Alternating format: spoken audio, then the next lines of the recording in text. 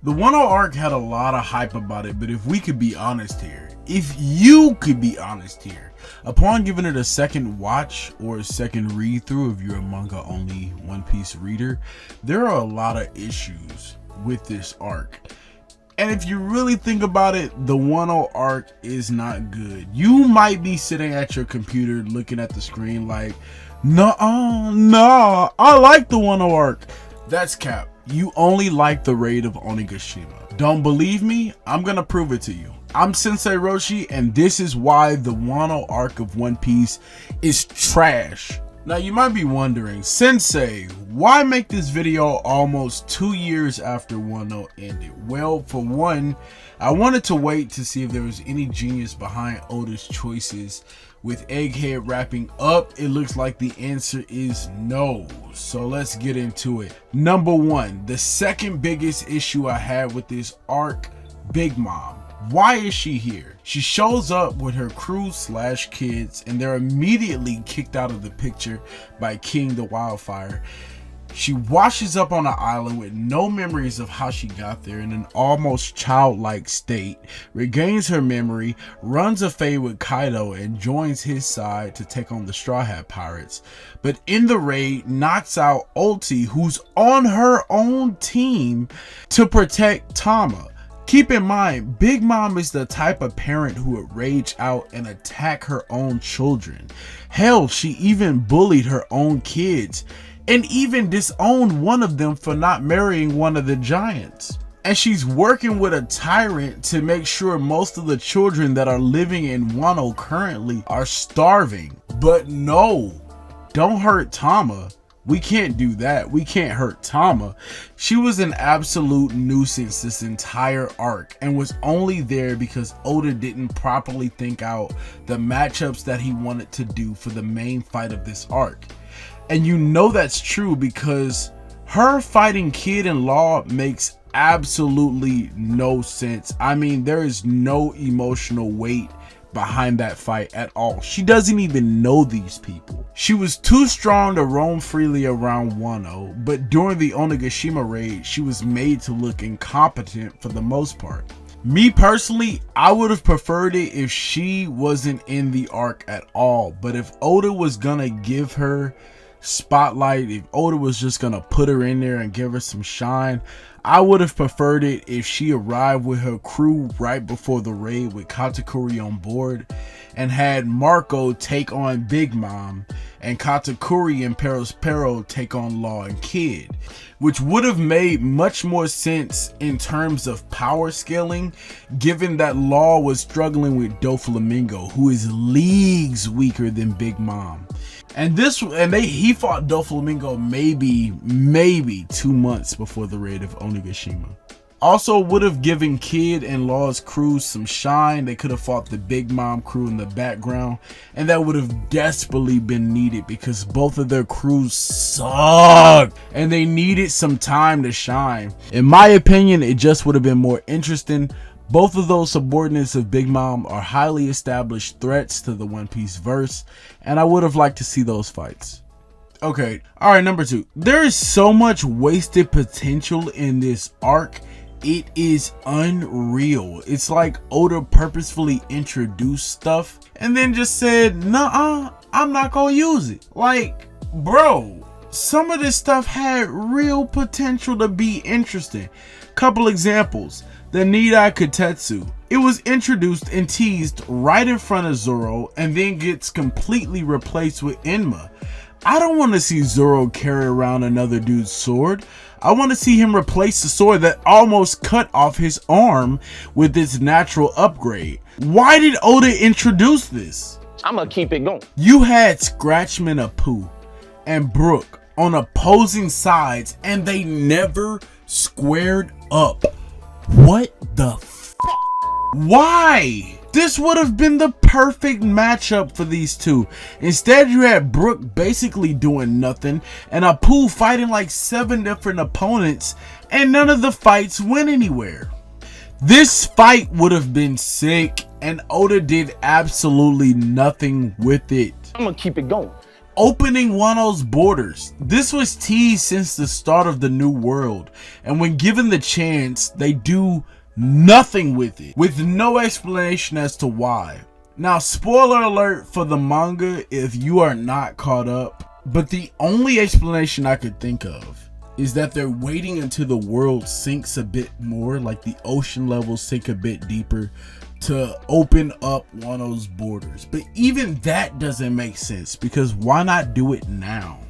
Like, what are you waiting for? I'm gonna keep it going. Zunisha, what was the purpose of bringing this MacGuffin into this arc? I remember reading this arc and the entire fandom was like, Zunisha is gonna catch Onigashima out of the sky. Zunisha is gonna grab Kaido with his trunk and drag him underwater and drown him. Zunisha is gonna destroy the Navy fleet. This elephant showed up and didn't do shit but say a line of dialogue and didn't do diddly squat. It just turned the fuck around, which was a waste because the island of Onigashima was on fire towards the end, and Zunisha could have like put some water in his trunk and just put it out. Why didn't it do that? I'ma stop. Sight. CP0. It's an organization whose stocks are on the complete decline because Oda hyped up CP0, and all they did throughout the entire arc was take a photo of Gear 5 Luffy. Hell, CP9 could have done that. What did they need CP0 to do that shit for? It was an absolute waste in this arc. Totally undid all the buildup that Oda was putting into CP0. Number 3. The plot lines in Onigashima and Wano could have been much better than what they were. Prime example being Yamato, Kaido's daughter / son, you know what the fuck. This character was annoying as shit and could have been much better. Quick rundown on Yamato's character. Yamato was born Kaido's daughter and grew up looking up to Odin, and rebelled against her father and was imprisoned for it. With Odin's subordinates, she eventually ate the dog fruit model Okuchi no Makami. Please let me know in the comments if I butchered that. I still won't give a f, but I do want to know. Anyway, him met up with Ace when he came to Wano and joined the Straw Hat crew when Luffy arrived because Luffy is Ace's brother. I'll be real with you, this storyline could have been much better, and here's how. Kaido respected the hell out of Odin. Toki was dead after giving the prophecy and sending Momo into the future, leaving Hiyori an orphan.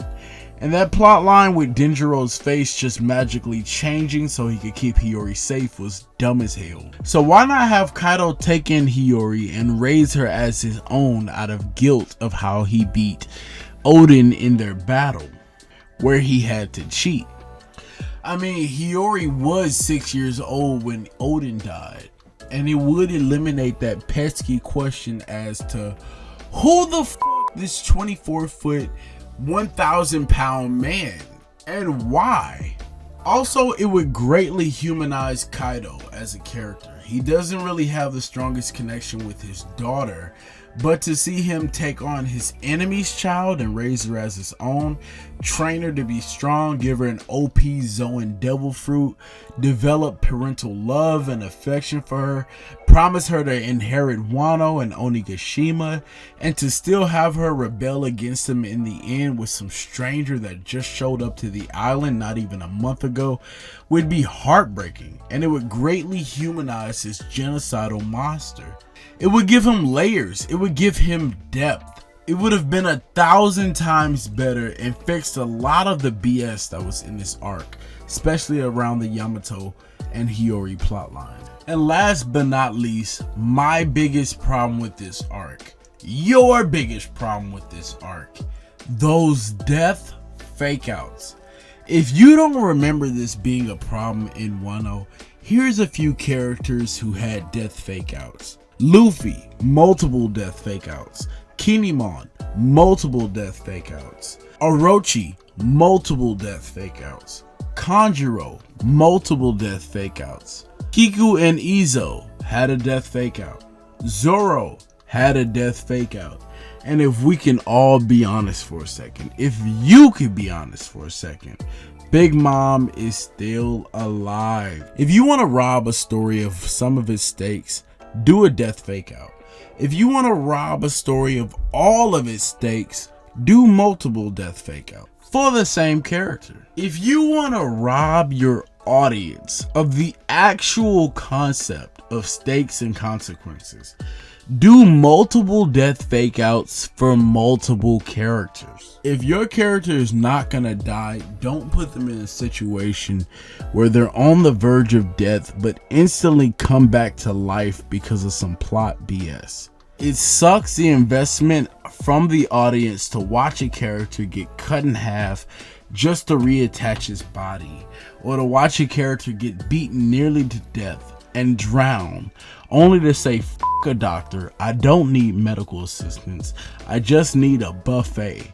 Look, I know food helps Luffy regain his energy, but when it helps him regain his health, then it's just too convenient. This was single-handedly my biggest problem with this arc.